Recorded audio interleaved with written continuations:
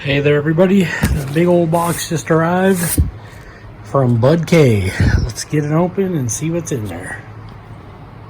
Okay. Got a big old box in there. Okay. They sent me another catalog. Take some more of my money. But there's the box.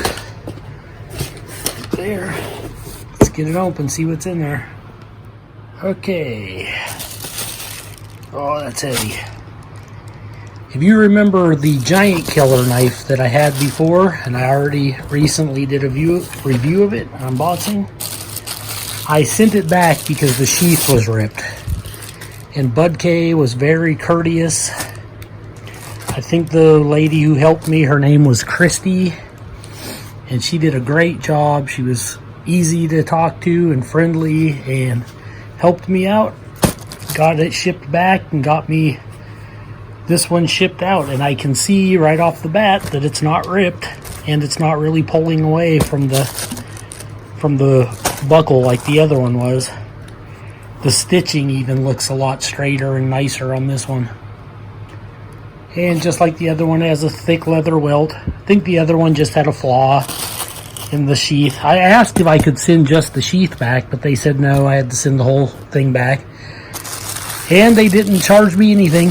They sent me a return label. I shipped it back UPS. And what's it been, about a week? And now the new one's here. And these are so heavy, I noticed every time they arrive, that tip guard is just like shredded. I don't know if you can see it in the camera, but it's actually all tore up. But let's get the wax paper off, see what this new blade looks like.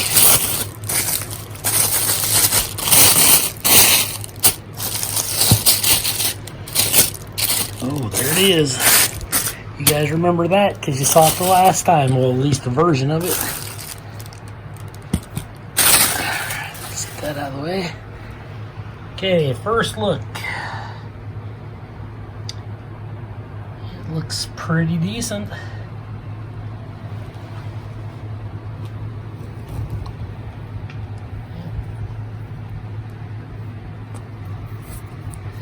I honestly think these handle scales are made out of like automobile, like tire rubber. That's what it feels like. And the last knife I had, it had a little pit right here. And I talk about that in the review, like it wasn't quite polished to perfection, and this one does not have that. It looks really good. The tip looks really good. Got a little dust on it, but looks decent. Yeah, this thing I can't get over ½ inch thick. Can you believe it? Not a ½ inch thick, a full ½ inch thick on this big Bowie knife, the Giant Killer. All right, it's like I got to hold the camera up extra high just to get it all to fit on the screen there. But I mean, we've already seen it, already reviewed it. I'll just see if it fits in the sheath and see if it arrived sharp, because my first one arrived like a scalpel. It was so sharp, but we'll see about this one. Okay, let's see how sharp this thing might have arrived. Got some paper, got the big old knife.